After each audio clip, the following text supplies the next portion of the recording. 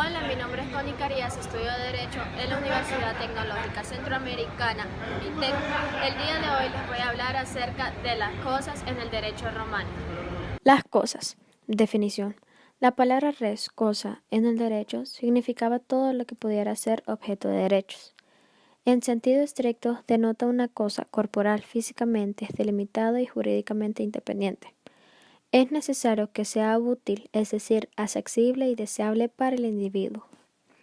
Eugenio Petit ha conceptualizado que para que algo sea cosa en el derecho debe cumplir con los siguientes requisitos. A. Que se trate de algo susceptible de limitarse en el espacio delimitado y determinado. B. Que sea capaz de satisfacer alguna necesidad o placer lícito del hombre.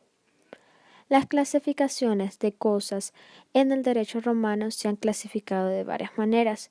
Una de las más reconocidas y utilizadas de los romanos son res in commercium, cosas que se encuentran dentro del comercio, y res extra in commercium, cosas que no están en el comercio. No todas las cosas pueden ser apropiadas por un particular, y las cosas que sí podían ser eran aquellas que estaban dentro del comercio, res in commercium.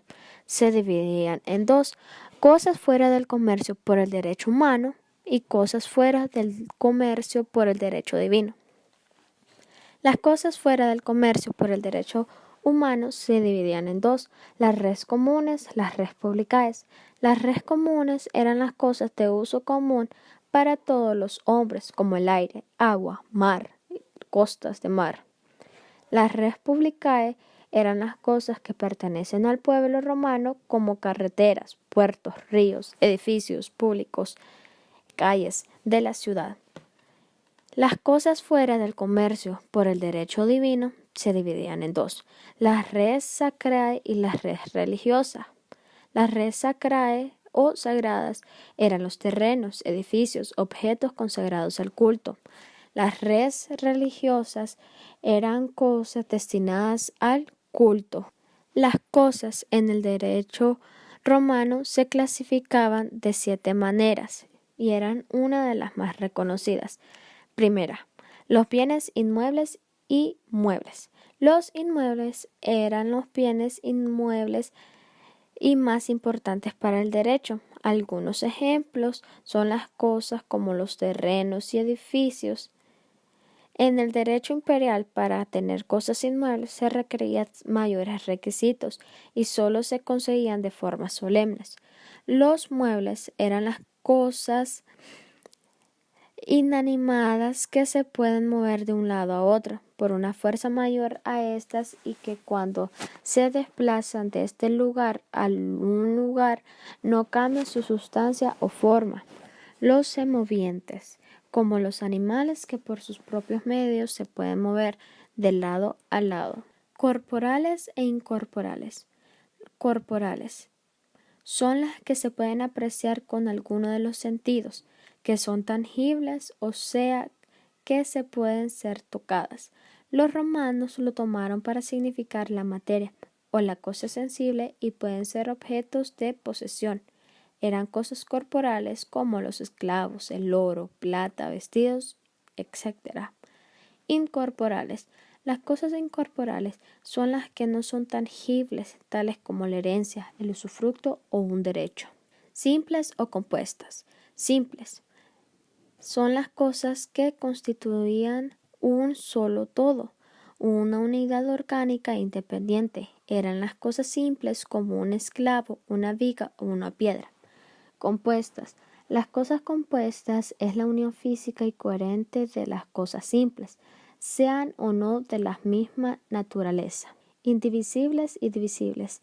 Indivisibles, aquellas que no podían ser fraccionadas en partes, sino mediante la alteración de su esencia o su valor económico. Divisible, aquellas que podían ser fraccionadas en partes, sin perjuicio de su esencia y de su valor económico. Fungibles y no fungibles. Fungibles son las cosas que se pueden sustituir por otras de la misma categoría. Para los romanos estas cosas se individualizaban al contarlas, pesarlas o medirlas. No fungibles son las cosas que no se pueden sustituir, las unas por las otras, ya que están dotadas de individualidad propia. Estas tienen su propia esencia y no admiten la situación por otra como una obra de arte. Consumibles y no consumibles. Consumibles son aquellas cuyo destino lleva a la destrucción o transformación. La destrucción puede ser tanto física o económica como vemos en el día a día, con los alimentos y el dinero. La transformación la vemos en materia prima e igual con el dinero. Las cosas no consumibles son aquellas cuyo uso o destino normal las destruye física o económicamente, como los alimentos, el dinero, como anteriormente mencionado. Esto provoca una consecuencia no mayor a su mayor o menor desgaste. Principales y accesorias. Las principales eran las cosas cuya existencia y naturaleza están determinadas por sí solas, sirviendo a las necesidades del hombre. Las cosas accesorias son las que están subordinadas o dependían de otra cosa principal, como el marco con respecto a un cuadro, a la piedra preciosa o con una relación al anillo. Muchas gracias por haber visto este video, espero que lo hayan disfrutado y servido. Nos vemos.